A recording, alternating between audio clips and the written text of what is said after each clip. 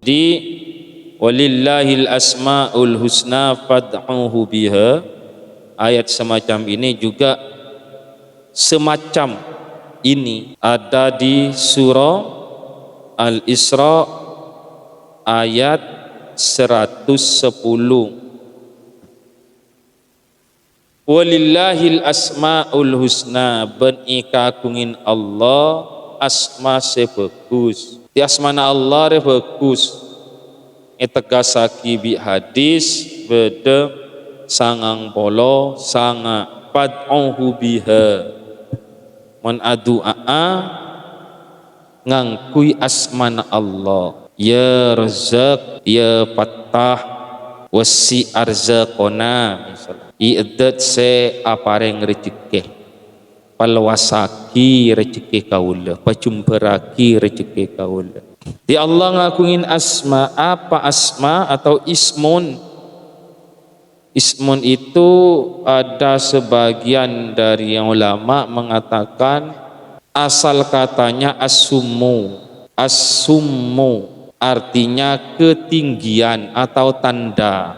Jadi ismun atau nyamah itu sebagai tanda, sebagian ulama mengatakan, dan ketinggian, tengki. Orang menipendingaki, mau saya jelaskan, seseorang itu kadang dimuliakan dengan namanya, disegani oleh namanya, disegani karena namanya. Misalnya dia bupati, itu dihormat karena namanya bupati, jabatannya. Dan juga orang kadang merasa terhina dengan embel-embel nama. Kamu itu anjing, merasa terhina karena nama. Sehingga di sini al asmaul husna, Allah punya al husna, asma yang baik, tidak terhina. Jadi arti asmaun itu atau ismun itu artinya tinggi. Orang bisa dimuliakan dengan namanya. Tanda bahwa orang itu juga mulia dengan namanya. Sehingga ismun itu artinya itu tinggi atau tanda.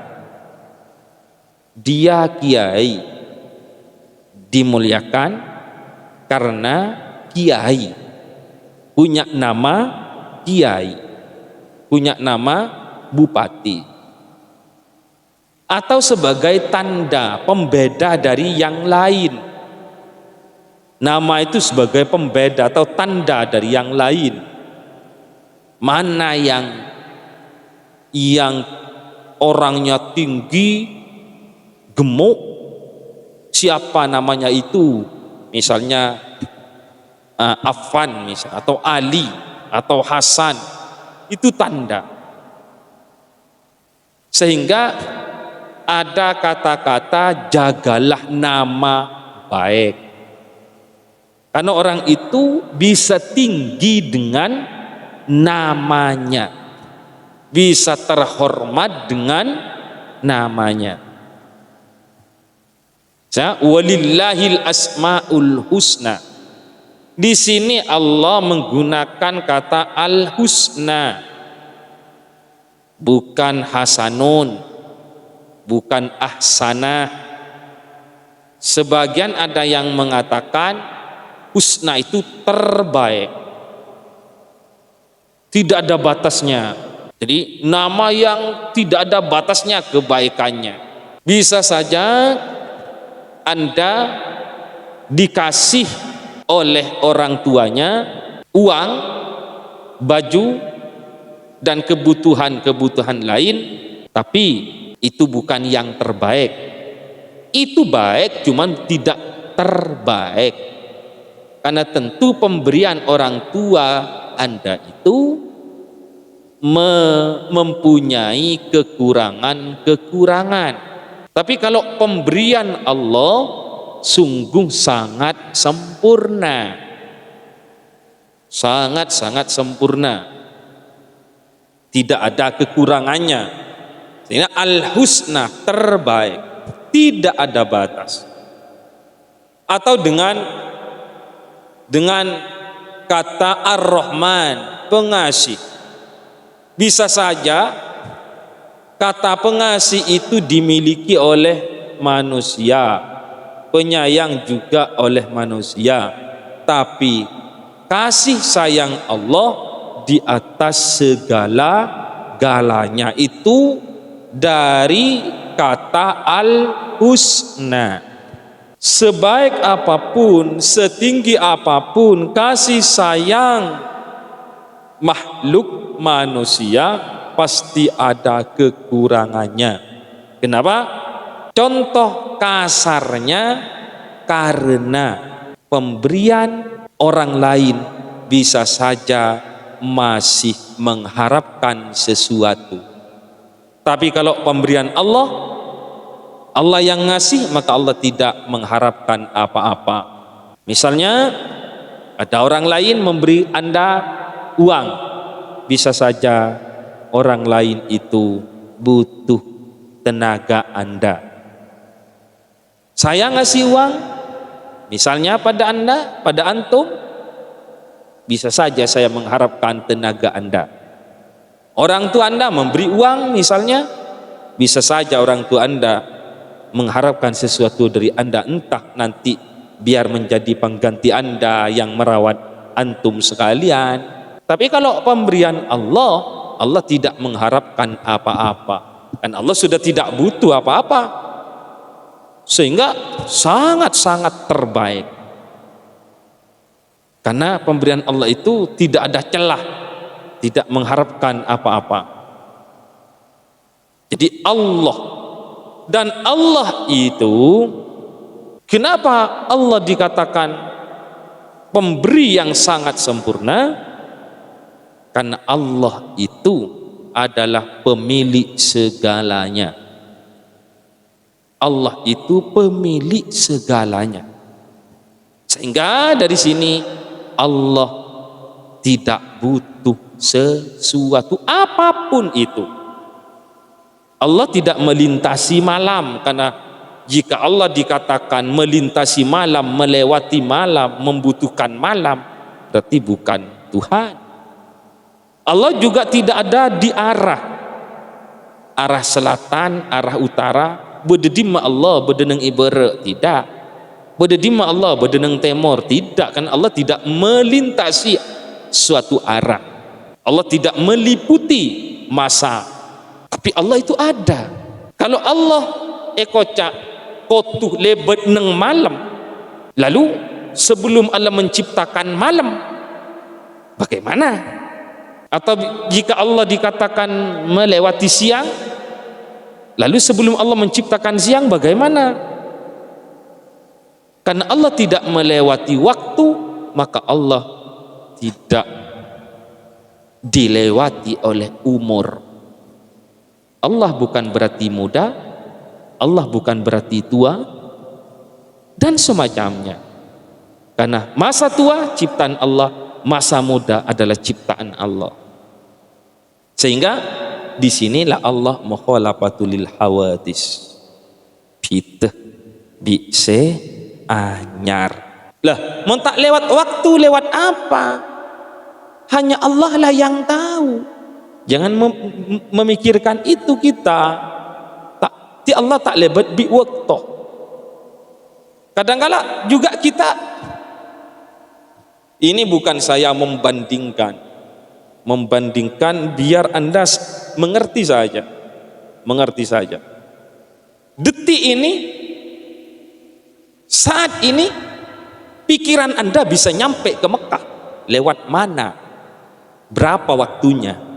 Jadi tidak melewati waktu dan tidak melewati malam. Kadang-kala pikiran Anda detik ini, jam ini langsung nyampe rumahnya, itu pikiran Anda. Lalu bagaimana dengan Allah yang menciptakan pikiran? Tentu di luar itu. Pikiran itu sangat lemah. Paham? Iya, paham. Misalnya ada santri, ayahnya ada di Malaysia, tidak pernah nyampe ke Malaysia, cuman pikirannya membayangkan Malaysia, ayah saya bekerja di Malaysia. Lewat mana? Coba lewat mana? Lewat arah mana? Itu pikiran. Ini dari saking canggihnya ciptaan Allah ada kun pikiran bisa menerobos serang sebarang didinak ke Malaysia hutak bodo Jakarta bodo Ria terobos di pikiran, depak pikiran tanpa melewati itu jalan, tanpa melewati itu arah, tanpa melewati itu waktu, langsung depak. Itulah, jadi ini hanya ciptaan Allah. Ini hanya ciptaan Allah. Bagaimana dengan Allah? Bagaimana dengan Allah? Coba, misalnya saya sekarang tidak ngaji, tidak ngaji misalnya sekarang. Kemana, Yai? Oh, ada undangan. Pikiran Anda langsung nyampe ke rumah undangan itu, toh walaupun salah misalnya, karena Anda bukan wali. Engkau lah temu tojuk bi orang pikir namban yang kayak cen. Lewat mana itu pikiran Anda? Lewat waktu mana? Paham? Jadi kehidupan itu memang sangat berbeda. Apalagi kita hidup, Allah hidup, ya lain. Kita penyayang, Allah penyayang, ya lain. Wong kita sendiri, badan kita dengan pikiran kita kehidupannya berbeda. Kalau Anda ingin ke Pamekasan, badan Anda ingin ke Pamekasan, maka Anda harus melewati Pegantenan, Paltuting, dan melewati itu. Tapi kalau pikiran Anda, nalar Anda mau ke Pamekasan, sekarang juga nyampe, ya kan? Jadi berbeda. Apalagi kita dengan Allah sangat-sangat berbeda. Penyayang Allah berbeda dengan penyayang kita. Pengasih Allah berbeda dengan pengasih kita. Allah maha kuat. Kuat Allah, Al-Qawi, kuat. Berbeda dengan orang yang kuat. Orang yang kuat. Orang yang kuat tentu tak sempurna. Apa? Karena dia kuatnya butuh otot, butuh tenaga, butuh energi. Tapi kalau Allah Al-Qawi sangat sempurna, Allah tak butuh otot, tak butuh energi, tak butuh kesehatan. Itu kesempurnaan Allah, berbeda memang. Ngerti?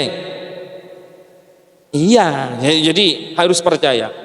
Kalau bisa, kita bukan hanya bisa hidup di alam yang kita bisa sentuh dan juga kita bisa lihat, tapi bagaimana kita bisa hidup di yang tidak bisa disentuh dan tidak bisa dilihat. Ini sudah alam wali, alam ring wali. Odik benineng alam sekun bisa keke ben bisa iya bes.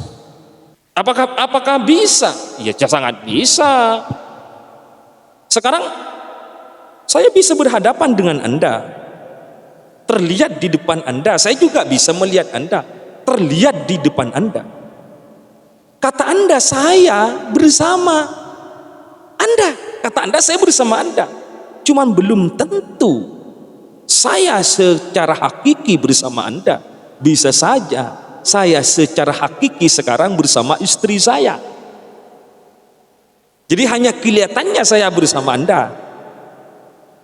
Bisa baik tang ateki perapan neng bentang bini, neng bentang anak, tang keberadaan rohani.